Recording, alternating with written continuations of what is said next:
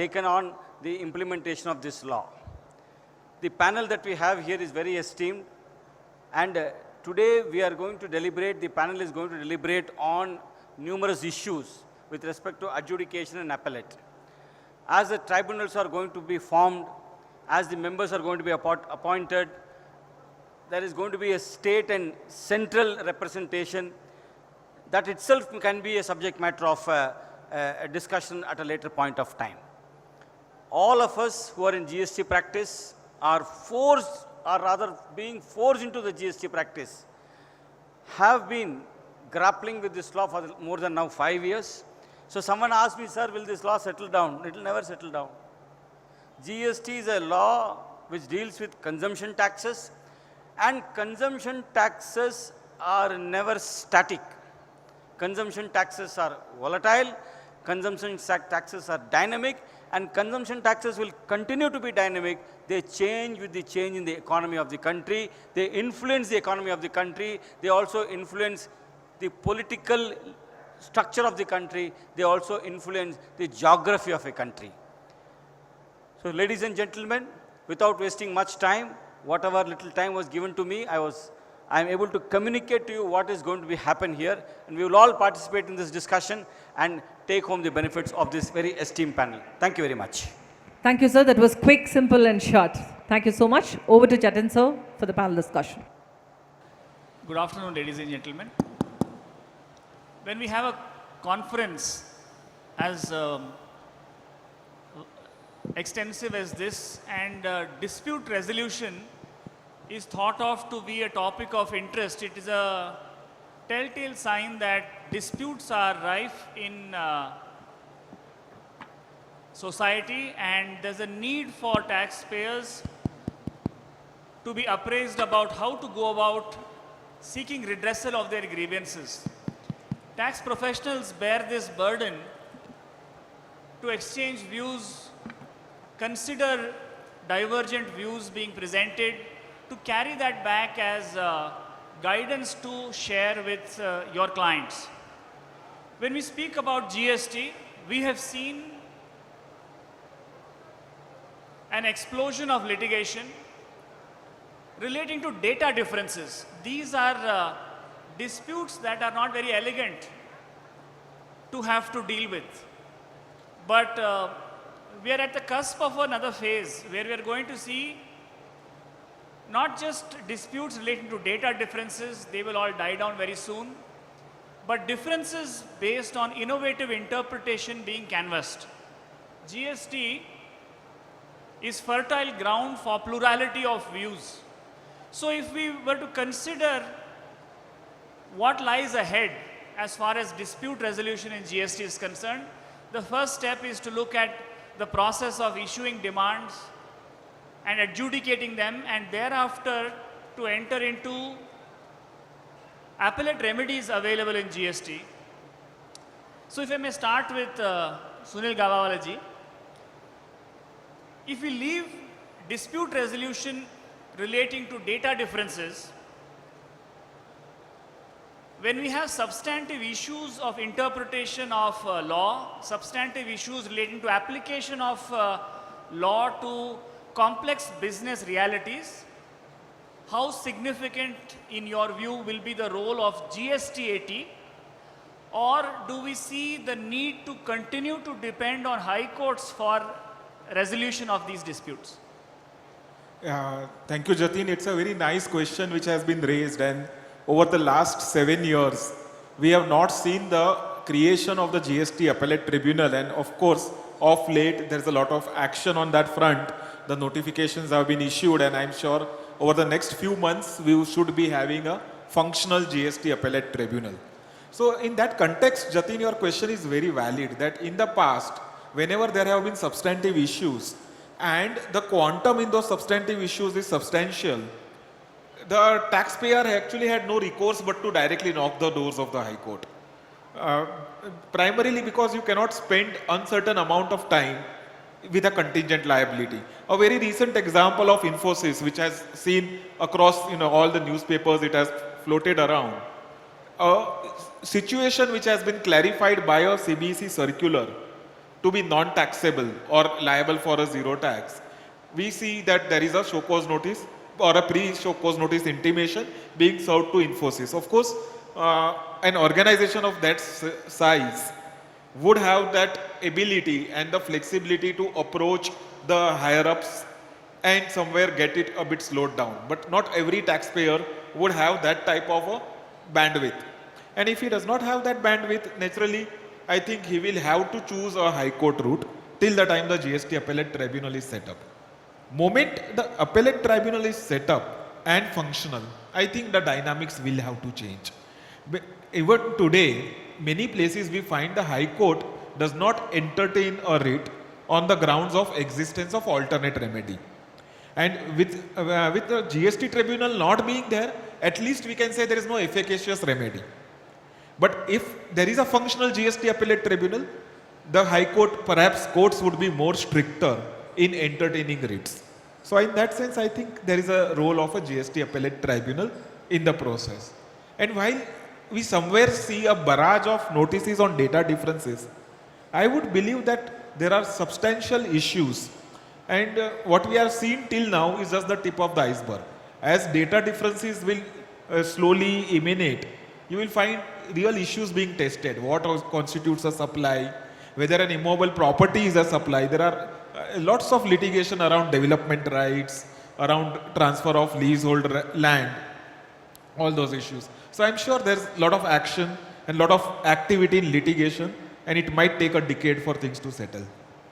Thank you. So there's a enormous pendency built up in high courts because of the absence of tribunal, and as soon as the tribunal is constituted, likely high courts will be immediately dismissing all those writ petitions and relegating the taxpayers to go to tribunal for redressal.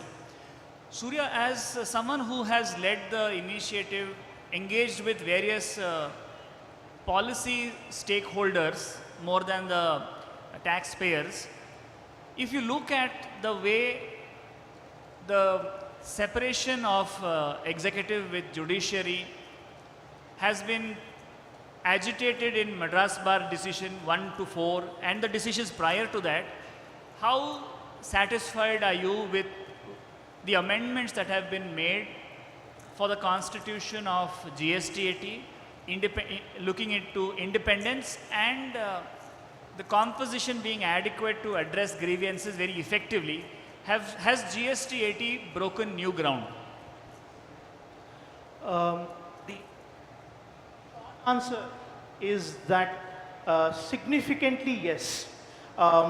We are more than happy with what has happened so far. And it is important to understand the significance of what has happened, right? Income Tax Appellate Tribunal overturns about 80% of the departmental orders. Sestat is around the same range. These are numbers from the economic survey. The state VAT tribunals are not so aggressive in overturning their own departmental orders. And there were structural reasons for that. When you look at the contestation over who has to be on the bench, who appoints the members, these were the root causes that led to the Madras Bar Association. Of course, there were other things on eligibility of members, whether lawyers, chartered accountants. I will not go into that aspect right now. But the need for a bench which is independent enough of the tax department and has the technical background to rule on matters was the single most important feature of a tribunal that actually justifies a tribunal. Otherwise, you should go to the district courts or the high court, right? Now, the Madras Bar Association contested a lot of the initial thinking on GST-80, which was that the center and state would be different. And the state wanted, and the executive wanted 2 members to be on the bench, which would override a judicial member. A lot of the work that we did at the Coalition for GST-80, that I was fortunate to be a part of, and Jatin is also a part of, was in trying to convince people why this is not going to work. For it to be a sustainable tribunal, the bench has to be at least 50% a judicial member, and that has been done. The next important thing was on the independence of the technical member. The central tribunals had a settled practice of which were, once they join the tribunal as a technical member, they can no longer go back to the parent department. This was not the practice in many state tribunals. There were state tribunals which were exception.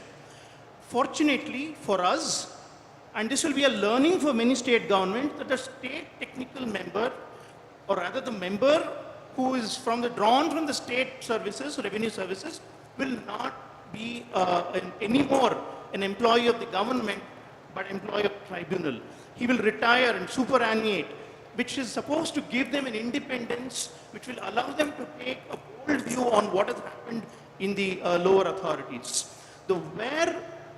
When I say it is significantly happy, there are obviously some things that could have been done better, would have been removing it from the control of the parent department, which is one thing that sets apart the Income Tax Appellate Tribunal from other tribunals. The Income Tax Appellate Tribunal is not controlled by the Ministry of Finance or the Department of Revenue. It comes under the Department of Justice. It would have been right if the Department of Revenue at the centers and the states gave up their administrative control over the GST 80. It may well happen in due course, and we are, of course, pushing for it. One option that came up in the discussion was that the GST Council should be the parent tribunal. Still evolving. Let's see how it goes. I just want to make one point here. Whatever the previous panelists have said is perfectly right. In fact, there are many of us who have appeared before the SISTAT. And what the SISTAT is there today is people think that it will come back as a GST tribunal. But I have my own set of, what I can say, not very positive here. Because what Surya Prakash just said about the state officers being there on the tribunal. In fact, the state officers in the state tribunal, the functioning was very different from what it is even today in SISTAT. So we only have to wait and watch as to how the functioning of these tribunals is going to be. And because there are also going to be more number of benches, and the authorities in the state also have their own issues with respect to the knowledge levels, the education levels, the language, and so on and so forth. So we will have to very cautiously have a watch over these happenings in the next at least 2 years. Thank you. We're all very fond of case law. I see a lot of people always chasing case laws, looking for the latest case laws. We don't want decisions of 1970s. We want decision, if it's possible, of 2025, so that it can't get outdated. So, Ganesh, I'm sure in your vast experience of practicing in the earlier tax regime, you have come across landmark decisions in excise and sales tax and then VAT. The tendency is, even in GST response to notices, to cite all those decisions. Not many of them may be relevant because of the significant departure in the language of the statute in GST compared to before. But there are areas where there could be a lot of clarity that those decisions of the past can bring here. Can you pick a few of your favorites from the earlier tax regime and share with us to see which ones you would like to see it applied in GST and which ones you see may not survive in GST and will only last in the old tax regime? Thank you, Jatin. When it comes to the old case laws, in fact, post-implementation of GST, all of us felt that new law, everything is going to be new. But the terms that are used, the phrases that are there, more precisely in the course or furtherance of business, or it is going to be the usage of the word fraud, collusion, willful misstatement with a hyphen in between, or it is going to be on the input tax credit front, more precisely, or eligibility to claim credit, which has been given with a wider scope. Those case laws starting from Daichi Karkaria, where my eligibility to claim credit is still there.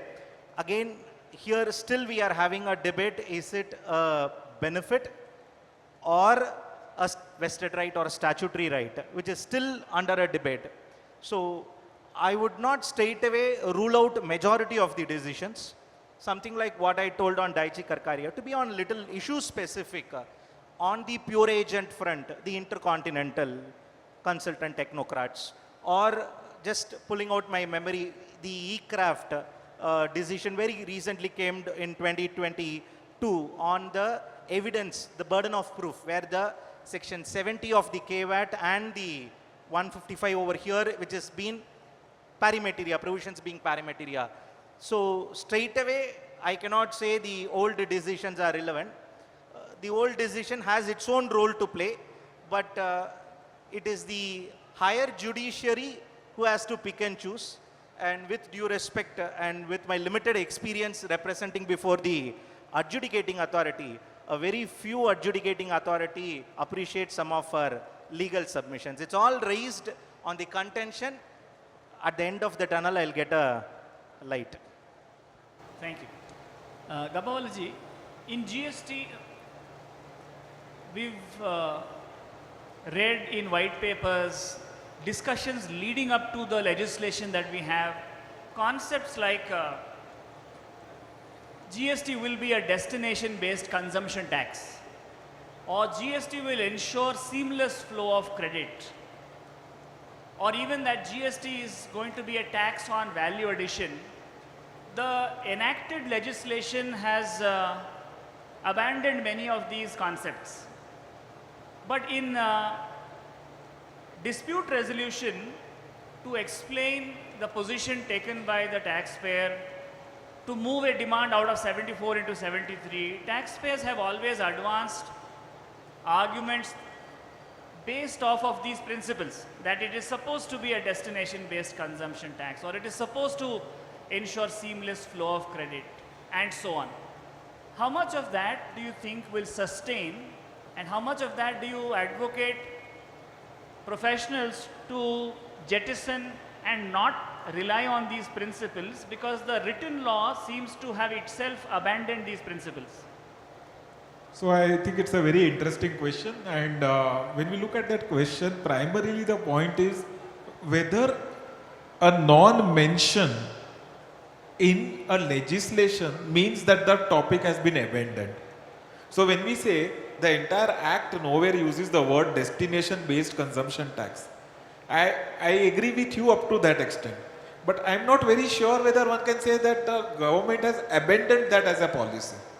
And coming to the recognition of this principle, I think one of the High Court decisions, the Dharmendra Jani decision, in the context of intermediary, of course it's gone all over the place, but somewhere there's an extensive reference to this concept of destination-based consumption tax. So I would not, and of course we cannot use it overtly beyond a point, but definitely I don't think it's something as an argument which we should jettison away. Because essentially the entire objective of bringing GST as an indirect tax was this principle of seamless flow of credit, value addition and destination-based consumption tax. These three principles become a core of any indirect tax. And if we really throw them out, then there is really nothing left. We have been right now actively working upon a matter where there was a classification issue of whether the product is liable for 18% or 28%. The product is imported, at that time an IGST of 18 is paid, there are 6 people in the chain. Now suddenly one fine day after 3 years, the department, customs department comes back and says this is not a classification, the classification should be something else, and therefore 18 becomes 28. Now how are we going to deal with it? We can't throw away these concepts. Either courts will will have to recognize these concepts, and if courts don't recognize these concepts, the government will have to chip in and bring in section 11A or an equivalent notification. And therefore I don't think we should do away with, we can't learn a law by doing away with the concept of value addition. You can't have an, taking 10% on the input side, again taking 10% on the output side, and the next guy also paying again 10% on the output side. You can't have a tax on tax on tax. So I think somewhere those points will be valid. Maybe as secondary lines of argument at lower forums, and as you go higher up, the emphasis will increase. Online filing, online hearing, online filing, offline hearing, or a hybrid of all of this. COVID has necessitated all of us to learn new tricks, and many very reluctantly are dragging their feet to embrace technology. But GST has sort of compelled everyone to learn how technology can be harnessed to make sure administration is innocuous and very quiet, and taxpayers are allowed to do self-assessment without extensive interference. So, Surya, question is, how do you see GST, perhaps even first appeal, revision, and certainly GST tribunal function with this documentation, historical documentation, right from the audit note all the way up to the impugned order and then the proceedings before tribunal? To what extent will technology play a role, and to what extent individual professional skill of presentation, the art of presentation more than the science of it, how much of that will be relevant going forward in GST? I think that is a burning question. We were just discussing on the, before we got onto stage, that I must congratulate the CA profession for having adapted so well to technology. Because I am with courts, with how courts are not able to convince lawyers to do e-filing. How easily CAs have managed e-filing for so many years now, right? Right from 2006 when income tax moved, then GST happened so well. So it is really up to us to ensure that the GST 80 is also as seamlessly digital first as possible. It's digital by design, it's digitally native or born digital as it is called. I'm happy to share that from whatever discussions we have had with the Department of Revenue and the GST Council and GSTN, the GST 80 looks to be continuing on the same lines as the GSTN. The idea being that if GSTN has all the proceedings in it, all your documents, all your submissions and proceeding documents are all available online, why should you drop the ball, as it were, in the appeal proceedings? The GST 80 should really be collecting these documents from the repository of the tax department. Now, there is a catch here. There is a difference between GSTN and the appellate proceedings before the GST 80. That is not fully digital yet. And I understand that is one stumbling block which we will face. It is not, as it is known, it is not a flow issue, it's a stock issue. It can be set right going forward, and that should not prevent us from imagining GST 80 to be digital. That is on the document side, having a system that calls for documents from GSTN. On virtual hearings versus in-person hearings, I think any serious practitioner knows that when there is a tough situation and you need to convince the other person, looking the presiding officer, the judge in the eye and saying, this is really what I believe. I think you should not go beyond this. A strong person who has strong convictions in his position can do it best only in person. So a final hearings, and this is coming across many of our conversations, not just in GST 80, but in courts and other tribunals. Many people are saying, yeah, if it's just notice issued, summons issued, etc., it should all be done virtually. But when it comes to the actual crux of the substantive argument, the final arguments being presented, it should most preferably be only in person. But if the litigant so asks, if the taxpayer so prefers and allows his lawyer to appear virtually, that should be allowed. It should not, the bench should rise up to the occasion to meet the needs of the taxpayer and his representative or representative. We are going to see a mix of it, is what I believe. But it will be born digital record, from what I hear. In fact, Jatin, I think one point which you raised and which I believe was not covered with respect to the faceless and the communication that we do. In fact, it is a known fact that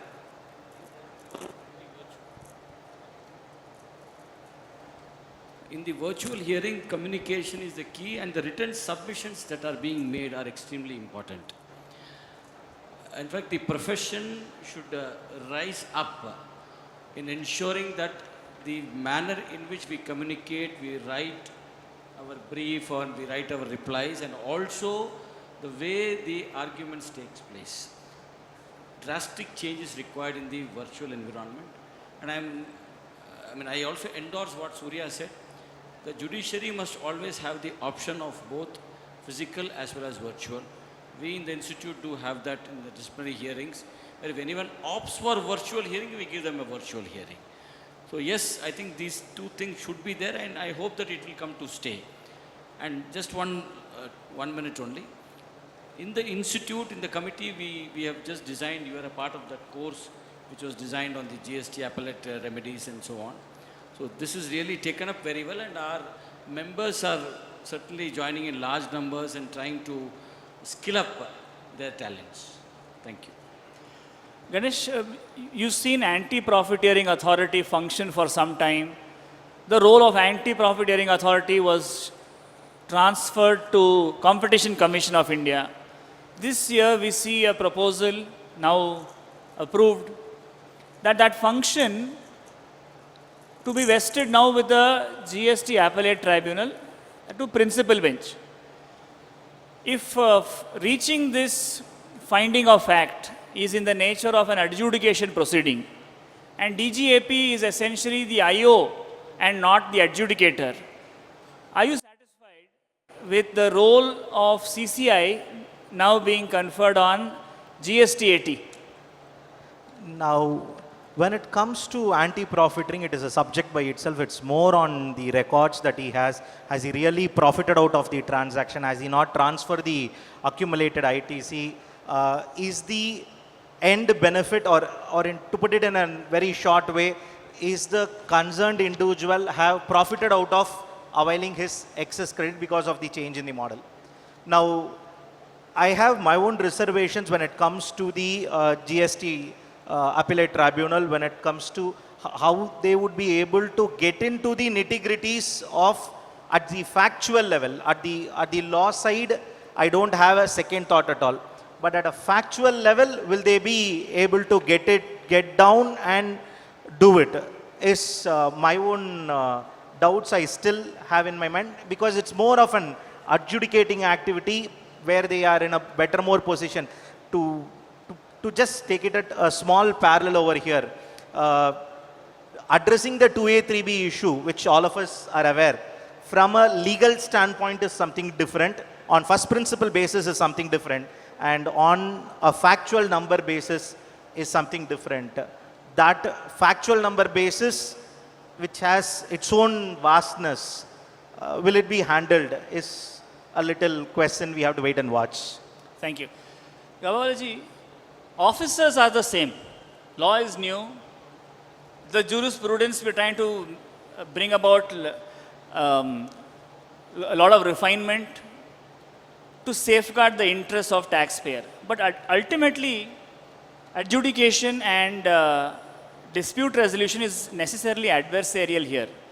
The officers continue to follow what they have been following in the past, arriving at net tax demand, arriving at cost plus gross profit basis of determining turnover.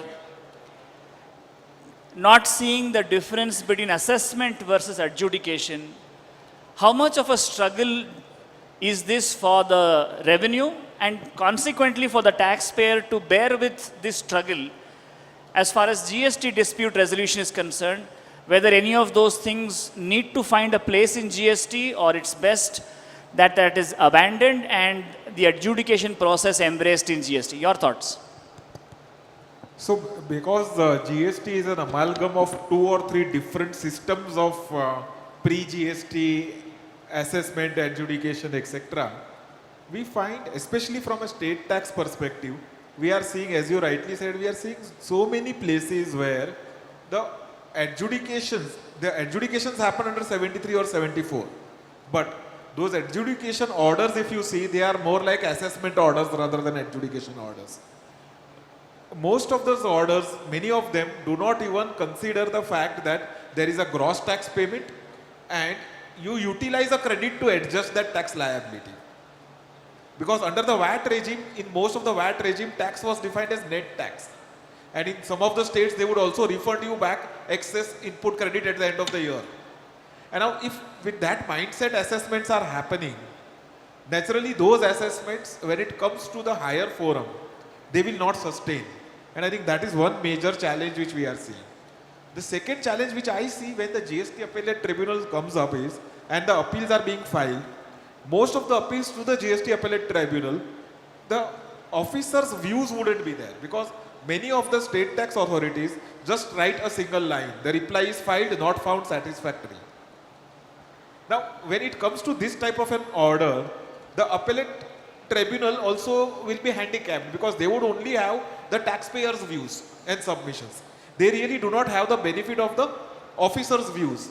So you will find a lot of cases which will remand back to the ground level. So it's going to be a long battle because of that type of a thing. And I think the learning will take some time on that front. Thank you. Documentation is key. Ultimately, what was in the audit report, what was in the show cause notice, what was the reply, what positions were taken by both sides, what positions taken by one of them was disputed by the other, what was the evidence. Surya, can you enlighten us in this natively digital ecosystem, what is the, what do you expect will be the data sanity, the flow of documentation from the original proceedings all the way to tribunal and perhaps even thereafter? And what is it, what are the new tricks chartered accountants who thoroughly enjoy multiple volumes of submissions to learn and unlearn? Because submissions are going to be digital at the GST 80 level at least, and I'm sure going forward at the first proceedings itself, the use of AI in cross-referencing, validating, finding out exceptions to whatever you have submitted is already being extensively used by the tax departments. You will see more of it going forward. So the factual errors, in fact, just yesterday I was in a discussion where somebody demoed a product to me where you, it's of course a very simple area of law, but still scope is enormous. You just put in the basic facts of the case, it produced the draft order. That is how advanced the technology is. So I think there are very few, I mean, yes, there will always be tricks, but I would not venture into suggesting tricks for professionals in this area. The one thing that I know for sure is this validity of interim documents that you submit. Every document that is uploaded onto a GST 80 portal is going to have a unique ID, and that will be referred to completely in the docket. So for you to say, this is not what I submitted, I have another version of it, all of those may not work anymore in the GST appellate. So there's definitely a lot of new things we'll need to learn. There has been some requests from participants to ask questions, so maybe there is time to accommodate a couple of questions. Those who are interested to ask questions pertinent to this topic may please find your way to the front and someone will assist you with the mic to ask those questions. But before that, while you come and get yourself sorted out, a question for Ganesh. The monetary limit for government to file departmental appeal to tribunal is now set at 20 lakhs. You're disappointed, you're happy, you're indifferent. What are your views? Is this going to make first appeal irrelevant because the threshold is just 20 lakhs? And if the threshold is 20 lakhs, first appellate authority will not need to pay attention to being judicious about the disposal because department can anyway go on appeal to the tribunal. On seeing the circular in connection with the monetary limit, I had my own mixed association because I've been going back and searching where is the power to give such a notification. Then I understood this is all based on national litigation policy, all that stuff. But this 20 lakhs limit is CGST plus SGST plus IGST plus GST compensation cess. And there is a clean exclusion in the para number 4 of the said circular which comes out and says this is only on exceptional circumstance, on repeated issues, or on place of supply, or on classification, or on valuation, or on any other matter. If you carefully note, I have left nothing. I have covered up almost all issues. If they want, they can file an appeal on a matter even if it is less than 20 lakh rupees. So if I've been a commissioner, I am not. I would never lie my matter even if it is less than 20 lakhs. I'll fight for it.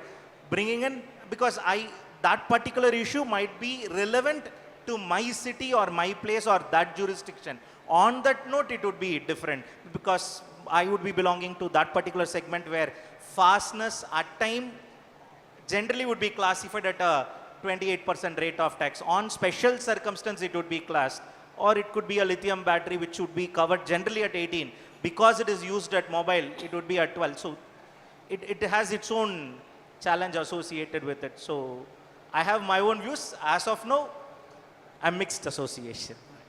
All right, so questions from the participants. Please state who you want to address your question and please pose your question.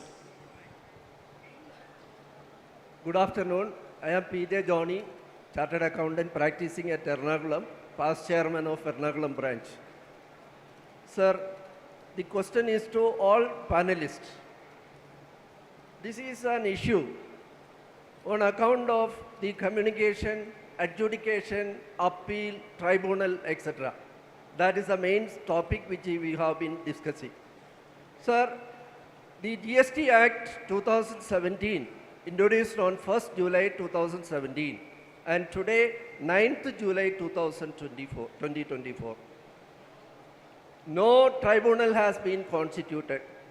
The communication which Mr. Rajendra Kumar was talking about, the rising of chartered accountants to the government level or any GST level with regard to the communication system. We have been discussing GST for last many years, studying GST, certification course, everything has been done. Sir, if the officer is not properly communicating and giving opportunity for hearing, how we can present the case before the appropriate authorities? I am talking about section 169 of the GST Act. There it says, everywhere they say or. What is or? Uploading the notice in the portal or through email or through SMS or through registered post or affixing the notice, etc. Everywhere it is or. Now what the officers are doing, they are easily taking this easy method of uploading the data in the portal. Is it possible for the members or the assessees to watch the portal every day, every time?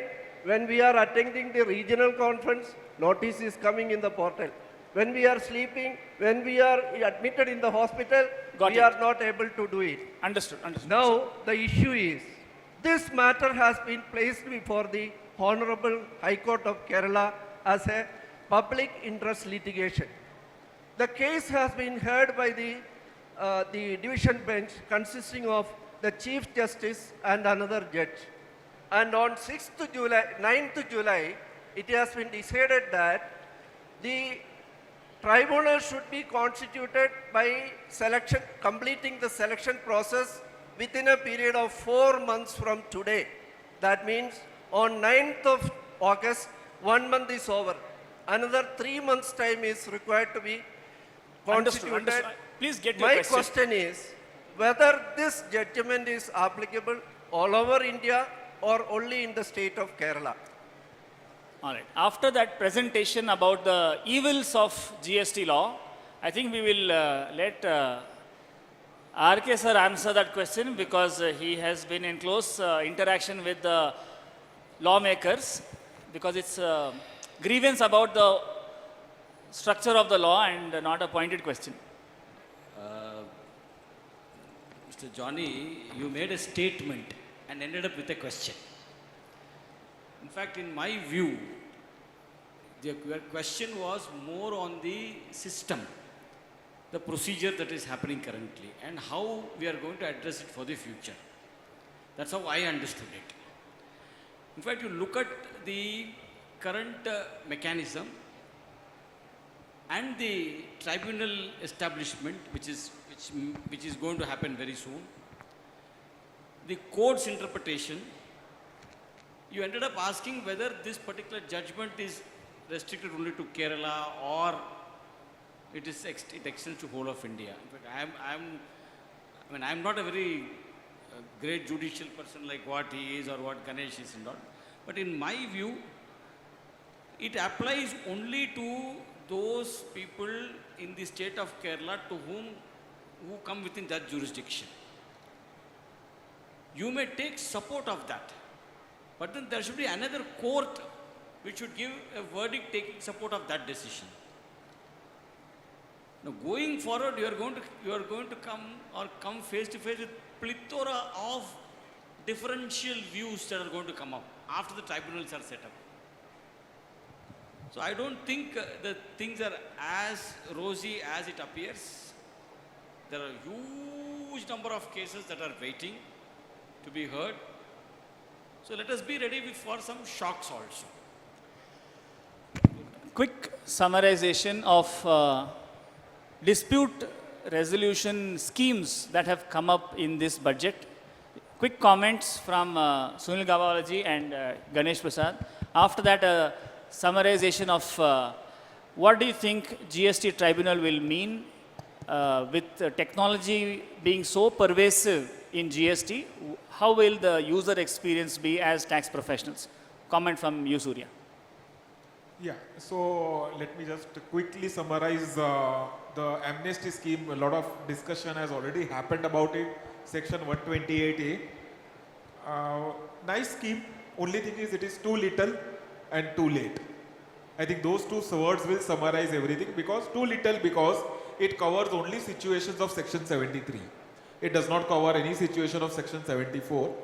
And as we are aware, most of the times the department is late in raising demands. And if they are late and the normal time limit of section 73 is expired, they would, even for cases like data differences or other things which are fit for 73, the show cause is invariably issued under 74. Once a show cause is issued under 74, you are out of the entire scheme unless adjudicating authority reclassifies it as 73, which is rare. So therefore it's too little according to me.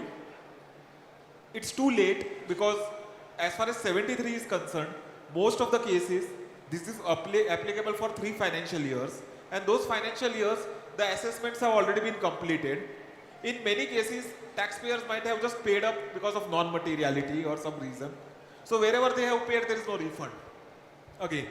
So therefore, it's too little, too late. Thank you. Ganesh. On the scheme end, only my concern was 128A. I have to go to the scheme, then I have to go for the complete notice where partial issues, no exclusion has not been allowed. I am agreeing for a data differences on one particular point, but I have 4 more grounds where I have a merit to fight. Now, I am left with no option. I have to still get into the complete realm of it. Maybe that portion was little, I have viewed it little differently. Maybe some relaxation on that ground would have been given. But for it, if somebody is going to pay, agree and close it, don't want to have the larger demand to be carried out by me, or I would be saving on interest and penalty if they see. In my view, no one will see. If in case somebody foresee that, then yes, to that extent it would be beneficial. Thank you. Surya, your remarks. So I think it's not often in one's career that we get to be part of a brand new institution, right? So this is a greenfield project, and it's an opportunity for all of us to engage with the building of this institution constructively. GST is not going to go away soon. So GST 80 needs to be built as a very strong institution. Two things that will really make it a success is how we transition towards it. So the transition plan, there's definitely going to be a deluge of cases.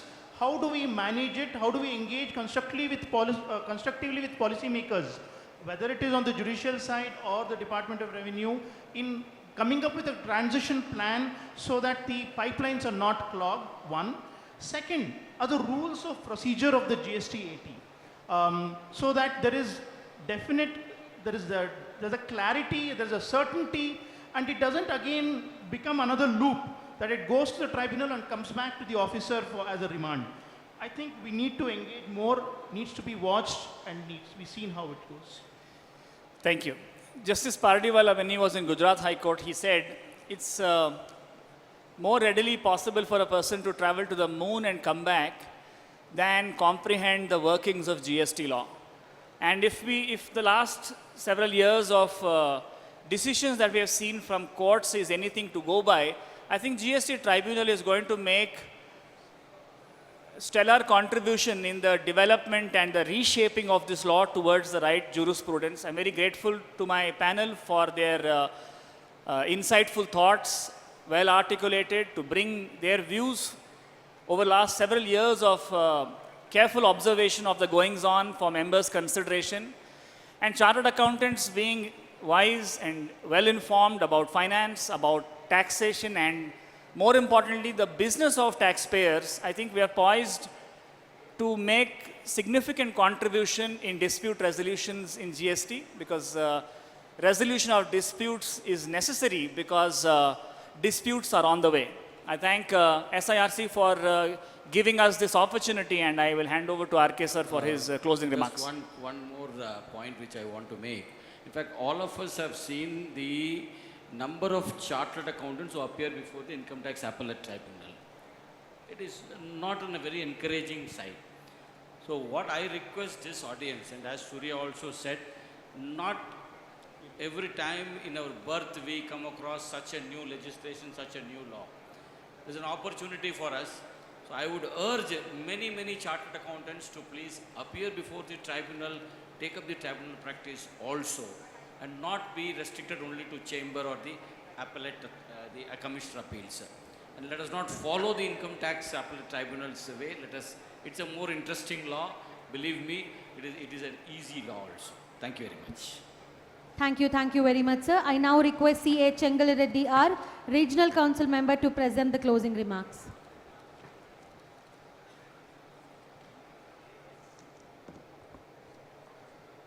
Central Council Member Rajendra Kumar sir, Sunil Gabhawalla ji, Ganesh Prabhu, Surya Prakash sir, and Jatin Christopher of the Moderator seminar.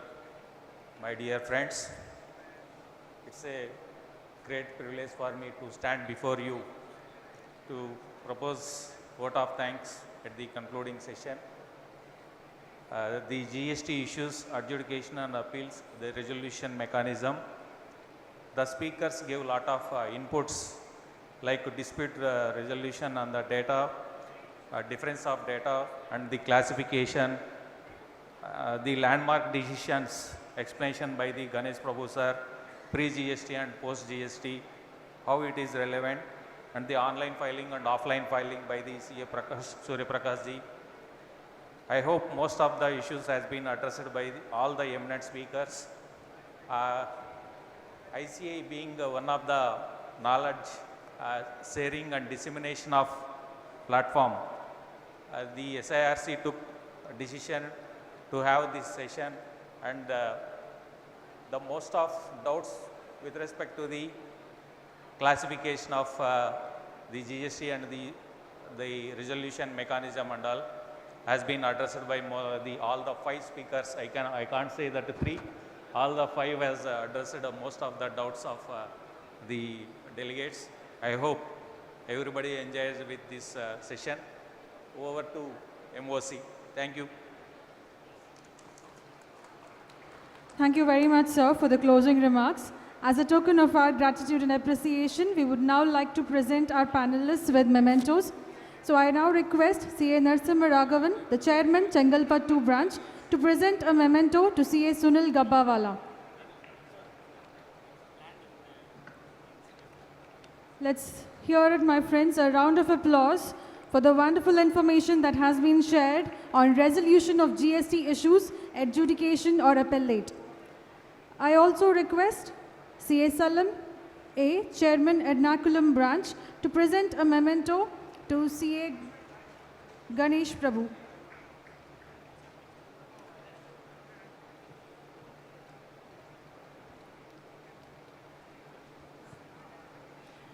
I request CA Ashokan, Chairman of Erode branch, to present a memento to CA Ganesh Prabhu.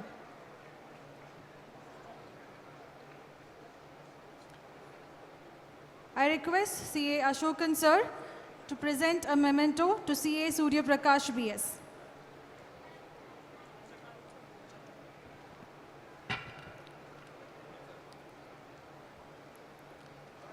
I also request CA Dhanpal Munoli, the Chairman of Hubballi branch, to present a memento to our moderator, CA Jatin Christopher. It was indeed a wonderful session with all the information shared and the knowledge gained on GST issues with experienced panelists moderated by CA Jatin Christopher sir. So a round of applause, delegates, for the extravagant information that has been shared in the session. Thank you to all the panelists and the moderator for sharing their insights and their